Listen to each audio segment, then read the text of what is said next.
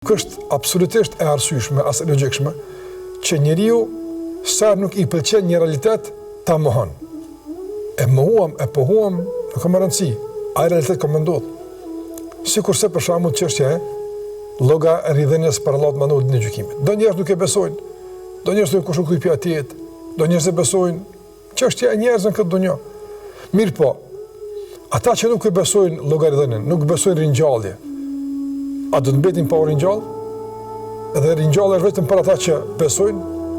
Absolutisht nuk është kjo ndarje kështu. Besuan njerëzit, nuk besuan njerëzit.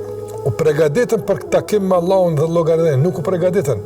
Është çështje personale tyne, po realiteti nuk ndryshon. Nëse Allahu xhallahu ala përmes se të gjithë do dalin për Allahun e mënduar.